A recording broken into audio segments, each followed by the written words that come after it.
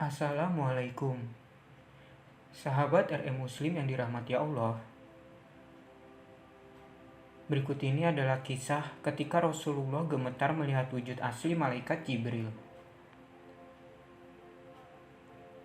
Perasaan takut, cemas, dan bahagia, mungkin itulah yang dirasakan Rasulullah SAW di Gua Hira setelah melihat malaikat Jibril dan menerima wahyu. Sesampainya di rumah pun, beliau tetap gemetar. Namun, itulah amanat Allah Subhanahu wa Ta'ala. Tugas dakwah pun dimulai. Sebelum menerima wahyu, Nabi SAW sering bermunajat kepada Allah Subhanahu wa Ta'ala dan menjauhi keramaian. Dan Gua Hiralah yang selalu beliau kunjungi pada malam hari. Dan di gua itu pula, Rasul akhirnya menerima wahyu yang pertama. Setelah menerima wahyu, beliau memutuskan untuk kembali ke Mekah. Ketika itu, saat perjalanan pulang, suasana alam sekitarnya begitu berbeda. Nabi Muhammad SAW merasakan bahwa semua makhluk berbicara dan mengucapkan selamat kepada beliau karena menjadi nabi yang terakhir. Sungguh luar biasa, di luar nalar, di luar pikiran manusia biasa, bahwa ada seseorang yang mampu mendengar pembicaraan makhluk lain selain manusia. Contoh mukjizat Rasulullah SAW adalah berdialog dengan gunung. Hal yang demikian bukanlah hal sulit bagi Allah dan Rasul-Nya untuk berbicara dengan benda mati seperti gunung itu. Rasulullah dibuat terkejut dengan apa yang dilihat dan didengar, dan juga terdengar gemuruh suara dari langit. Malaikat Jibril yang menampakkan dirinya dalam bentuk aslinya berkata kepada Rasulullah SAW, "Muhammad, engkau adalah utusan Allah dan aku adalah malaikat Jibril." Setelah menampakkan diri, malaikat itu kemudian menghilang dari pandangan Rasulullah SAW. Beliau pun bergegas menuruni gunung dan langsung menuju rumahnya. Sesampainya di rumah, Khadijah sangat terkejut telah mendapati suaminya dalam keadaan ketakutan dan gelisah seperti itu. Suaminya terlihat tidak mampu berbicara dan bergemetar. Rasulullah berulang kali berkata kepada istrinya, "Selimuti aku, selimuti aku." Khadijah pun membantu beliau ke tempat tidur dan menyelimutinya. Rasulullah memutuskan untuk beristirahat sejenak.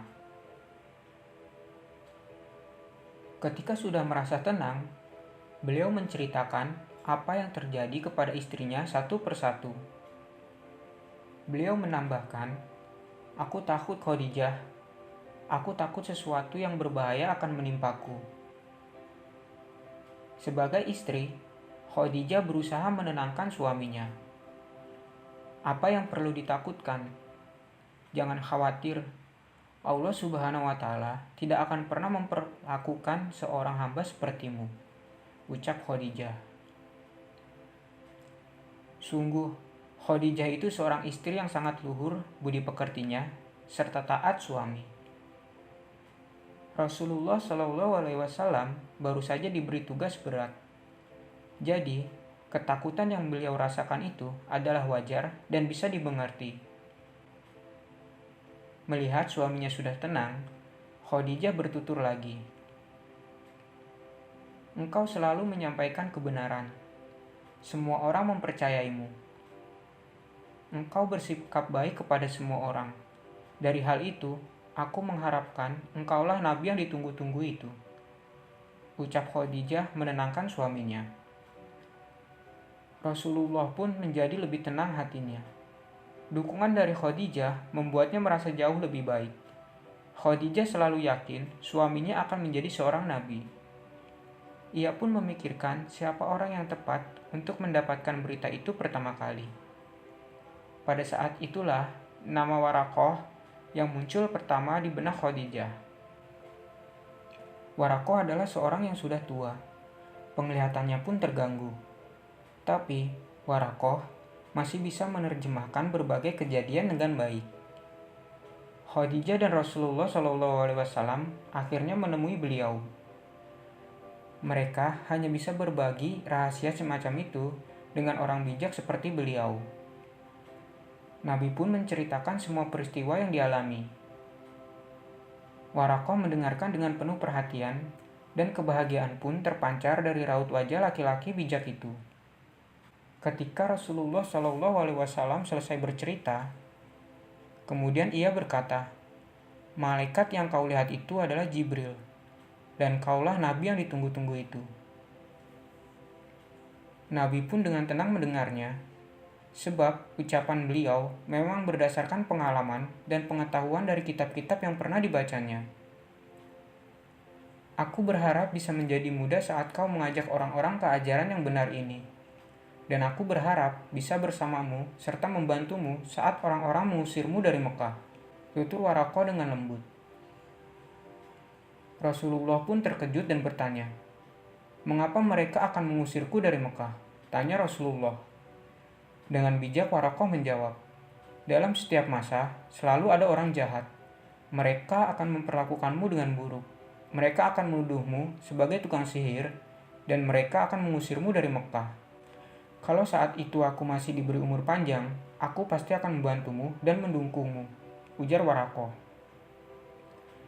Setelah menjawab pertanyaan Nabi SAW, Warakoh kemudian berdiri dan membungkukkan badan lalu mencium kening Rasulullah SAW.